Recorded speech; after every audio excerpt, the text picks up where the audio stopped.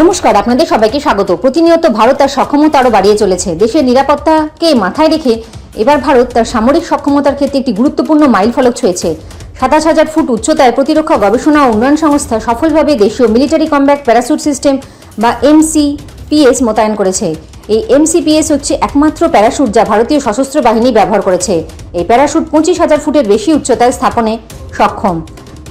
আগ্রার aerial delivery research and development establishment এই system তৈরি করেছে। এই system wing commander Vishal Lakshesh VM master warrant officer এবং RJ সিং এবং মাস্টার ওয়ারেন্ট অফিসার AA বৈদ্যর অংশগ্রহণে একটি ঐতিহাসিক পরীক্ষামূলক পরীক্ষায় অংশ নেয়।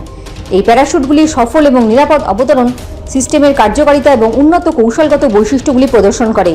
এই MCPS এমনভাবে তৈরি করা হয়েছে যাতে অবতরণের হার কম থাকে এবং স্টিয়ারিং ক্ষমতা উন্নত হয়।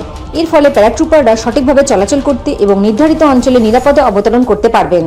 এই ব্যবস্থা প্যারাট্রুপারদের বিমান থেকে লাফ দিতে, পূর্ব নির্ধারিত উচ্চতায় তাদের প্যারাশুট স্থাপন করতে এবং দক্ষতার সাথে তাদের লক্ষ্যবস্তুতে নির্ভুলভাবে পৌঁছাতে সক্ষম করে। এই অর্জন ভারতের স্বনির্ভরতা এবং উন্নত প্রতিরক্ষা ক্ষমতার প্রতি অঙ্গীকারকে তুলে ধরে, যা দেশীয় সামরিক প্রযুক্তিতে শীর্ষস্থানীয় হিসাবে তার অবস্থানকে আরও সুদৃঢ় করে। এই উন্নয়নটি তেজাস যুদ্ধবিমানের জন্য ইজেকশন প্যারাশুট, উন্নত কমব্যাট ফ্রি ইজেকশন প্যারাশুট সিস্টেমের মতো দেশীয় উদ্ভাবনের মাধ্যমে ভারতের সামরিক সক্ষমতা বৃদ্ধির বৃহত্তর প্রচেষ্টার সাথে সামঞ্জস্যপূর্ণ।